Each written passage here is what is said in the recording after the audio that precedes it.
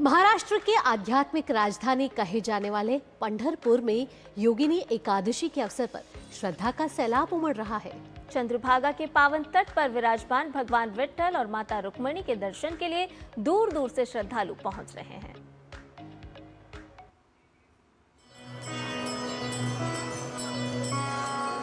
विट्ठल विट्ठल, जय हरि विट्ठल के जय घोष, भजन और अभंगों की गूंज और अपने आराध्य की एक झलक पाने को उमड़ते श्रद्धालु।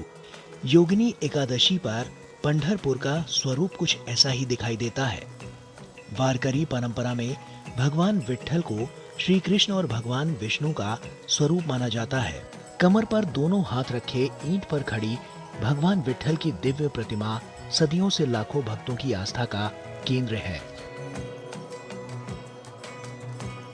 आषाढ़ मास के कृष्ण पक्ष में आने वाली योगिनी एकादशी भगवान विष्णु की आराधना का विशेष दिन मानी जाती है। धार्मिक मान्यता है कि श्रद्धा पूर्वक व्रत और पूजन करने से पापों का क्षय होता है और जीवन में सुख समृद्धि आती है। पौराणिक कथा के अनुसार कुबेर की सेवक हेम माली को इसी व्रत के प्रभाव से अपने कष्टों और शाप से मुक्ति मिली थी। यही कारण है कि योगिनी एकादशी को आत्मशुद्धि और आध्यात्मिक मुक्ति का पर्व भी माना जाता है। पंढरपुर में हर एकादशी का विशेष महत्व है, लेकिन वारकरी संप्रदाय की भक्ति परंपरा इसे और भी विशिष्ट बना देती है।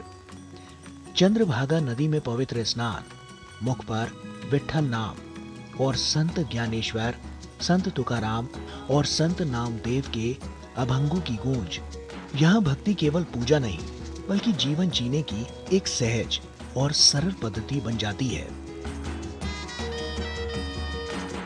योगिनी एकादशी केवल उपवास और अनुष्ठान का पर्व नहीं बल्कि आत्म संयम, भक्ति और ईश्वर के प्रति पूर्ण समर्पण का उत्सव है।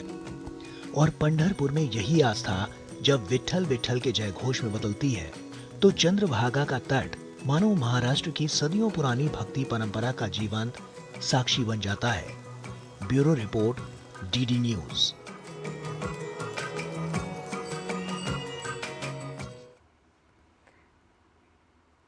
आइए नया सवेरा में बढ़ते हैं आगे और अब बात कर लेते हैं मौसम की, जान लेते हैं